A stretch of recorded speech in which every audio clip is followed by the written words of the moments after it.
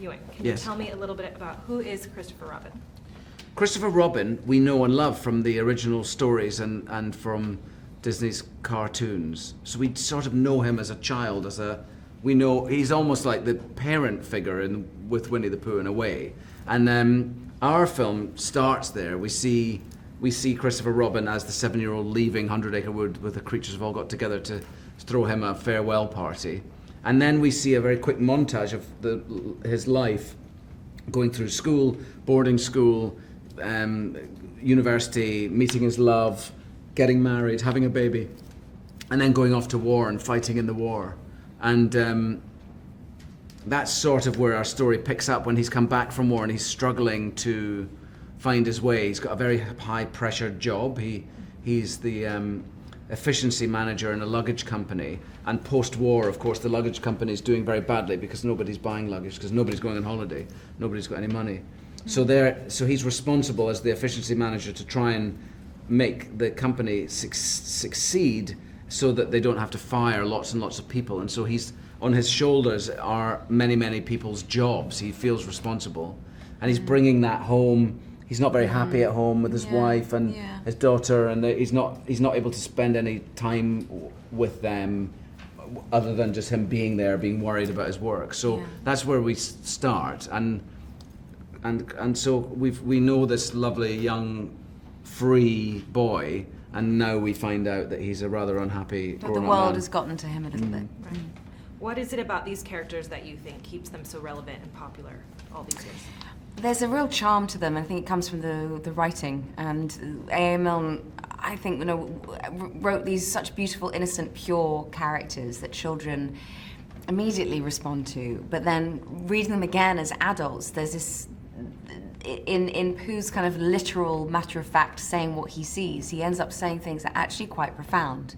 And in them also have kind of witticisms, and there's a humor in the writing that I think adults can see more so than children, so they can relate to it in that sense. And I think it's just the purity of connection between something that just loves you and wants to hang out and not do anything with you, and that itself being enough.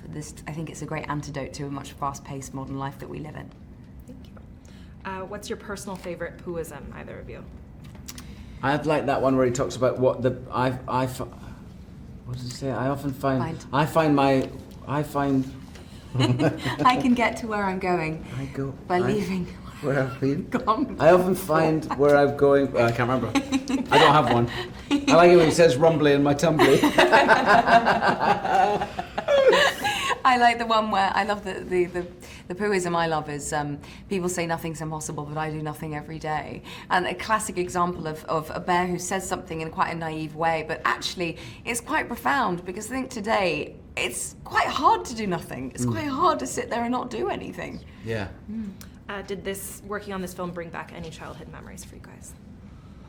Yes, I spent a lot of time in the wood. I come from a very small town in Scotland, in a town called Crieff, and it's built on a hillside that's surrounded by this woodland. And so I spent a lot of time in a wood when I was a kid, just knocking about with my friends or on my own with my dog or whatever, and sort of making up games and just I don't know what we did, but we spent our whole summer holidays in there. I'd leave in the morning and I'd come home at night, and my parents, I have no idea what I'd been up to. It didn't matter. Didn't matter. Time, no concept of time. Long days. I found that. I remember summers growing up in Kansas City, where my father's side of the family are from, and similar to you, and of going outside and just hanging out with kids in the neighborhood, and not really particularly doing anything, but going from kind of yard to yard and just walking around and seeing who we could see and saying hi to people and just playing and spotting lightning bugs just at night time. And it was just the sense of kind of the summer's never ending and everything expanding. It was beautiful. Lovely. Okay, so are you a Disney movie fan? Did you like the video? What's your favorite Disney movie? I've got some behind-the-scenes facts from Disney movies. Production on Beauty and the Beast, which was a combination of traditional, hand-drawn and computer-generated images, ran out of time and money, so they had to reuse the dancing scenes from Sleeping Beauty. Also, do you remember this scene in Frozen where Elsa walks out of her ice palace? Well, it took 132 hours, more than 5 days to generate, and that's not including the time it took to draft, draw and create. Whoa. Okay, so if you want to watch more videos like this, hit the subscribe button and ring the notification bell so you receive the videos the moment they are online. See you next time.